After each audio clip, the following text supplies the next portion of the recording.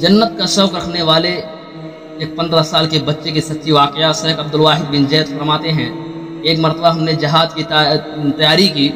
میں نے اپنے ساتھ والے رفیقوں سے کہا کہ جہاد کے فضائل میں سے ایک شخص 2 آیتیں پڑھنے کے لیے تیار ہو جائے۔ تو ایک شخص نے یہ آیت پڑھی، ان اللہ اشتری من المؤمنین انفسهم واموالهم بان لهم جنۃ، بے شک اللہ تعالیٰ نے مسلمانوں سے ان کی جان و مال اس قیمت پر خریدی کہ ان کے لیے جنت ہے۔ یعنی اللہ رب العالمین نے مسلمانوں کی مال و دولت اور اس کی جان کو جنت کے بدلے خرید لیا۔ یہ آیت سن کر ایک لڑکا جو 14-15 سال کی عمر کا تھا اور اس کا باپ بہت سارا سامان چھوڑ کر مر گیا تھا، کھڑا ہوا اور کہا، اے عبدالواحد، کیا اللہ رب العالمین نے مسلمانوں کی جان و مال جنت کے بدلے خرید لی؟ ایک نے فرمایا، بے شک اس نے خرید لی۔ اس نے کہا کہ میں گواہ کرتا ہوں کہ میں نے اپنا جان و مال جنت کے بدلے میں بیچ دیا، جنت کے بدلے میں بیچ دیا۔ میں نے کہا، خوب سوچ سمجھ کر کے بولو، تلوار کی دھار بہت تیز ہوتی ہے۔ انہیں ڈرانے لگا، مجھے خوف ہے کہ شاید تجھ سے صبر نہ ہو سکے اور عاجز ہو جائے۔ اس نے جواب میں کہا کہ اے شیخ، میں اللہ رب العالمین سے معاملہ کروں اور پھر عاجز ہو جاؤں، اس کی کیا معنی ہے؟ میں خدا کو گواہ کر کے کہتا ہوں کہ میں نے اپنا سب مال جان فروخت کر دی۔ شیخ نے کہا، میں اتنا سا بات کہہ کر کے ہمیشہ پسیماندہ اور نادم ہوا اور اپنے جی میں کہتا رہا کہ اس بچے کی عقل تو دیکھو، حالانکہ یہ چھوٹ ہے اور ہم اتنے بڑے ہیں، ہمارا عقل کتنا مختصر ہے۔ مختصر یہ کہ اس لڑکے نے اپنے گھوڑے اور ہتھیار اور کچھ ضروری سامان کے سوا اپنا سارا دولت، اپنا سارا خزانہ، اپنا سارا جو اس کے پاس تھا دولت، اس کو فروخت اللہ رب العالمین کے راستے میں صدقہ و زکوٰۃ کر دیا۔ جب چلنے کا دن ہوا، وہ سب سے پہلے ہمارے پاس آیا۔ شیخ عبدالواحد فرماتے ہیں کہ سب سے پہلے وہ ہمارے پاس آیا اور سلام کیا، اور ہم نے اس بچے کے سلام کا جواب دیا اور ہم کہنے لگے، خوش رہو، تمہاری بیع، تمہاری تجارت، تمہاری بزنس نفامند ہوئی۔ پھر ہم جہاد کے لیے نکلے۔ اس لڑکے کی حالت یہ تھی کہ راستے میں دن کو روزہ رکھتا اور رات کو نماز کے لیے کھڑا رہتا اور ہماری جانوروں کی حفاظت کرتا۔ جب ہم روم کے شہر کے قریب پہنچے تو ہم نے دیکھا وہ جوان چلا کر کہہ رہا ہے، اے اینا مرجیہ تو کہاں ہے؟ اے اینا مرجیہ تو کہاں ہے؟ میرے رفیقوں نے کہا کہ شاید یہ مجنون ہو گیا، یہ پاگل ہو گیا، اس کی عقل سلامت نہیں، شاید اس نے اپنا دولت اللہ رب العالمین کے راستے میں صدقہ کر دیا تو اس کا دماغ خراب ہو گیا۔ میں نے اسے بلا کر کے پوچھا کہ اے بھائی، کسے پکار رہا ہے اور یہ اینا مرجیہ کون ہے؟ تو اس نے ساری کیفیت اس طرح سے بیان کی کہ میں اونگ کی حالت میں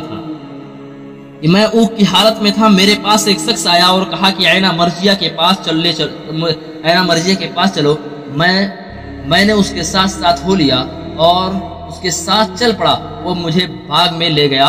میں کیا دیکھتا ہوں کہ ایک نہر بہت خوبصورت جاری ہے اور نہایت صاف پانی اس سے بہ رہا ہے اور اس کے کنارے حسین لڑکیاں ہیں، نہایت قیمتی اور مہنگے زیور و لباس سے آراستہ و پیراستہ ہیں۔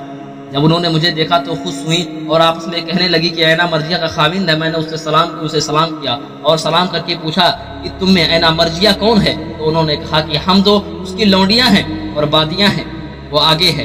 میں آگے گیا تو دیکھا کہ نہایت ہی عمدہ باغ اور لذیذ ذائقے دار دودھ کی نہر بہتے ہوئی دیکھا، اور اس کے کنارے پر بہت زیادہ خوبصورت اور حسین لڑکیاں میں نے دیکھی۔ انہیں دیکھ کر میں فدا ہو گیا۔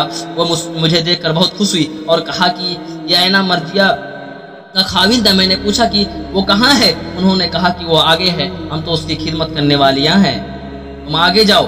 میں آگے گیا تو کیا دیکھتا ہوں کہ ایک نہر خالص شراب کی جاری ہے اور اس کے کنارے ایسی حسین و جمیل عورت بیٹھی ہیں کہ انہوں نے پہلی سب عورتوں کو بھلا دیا۔ میں نے اس سے بھی سلام کیا اور پوچھا کہ اینا مرجیہ تم میں سے کون ہے؟ تو انہوں نے کہا کہ ہم سب تو اس کے کنیزے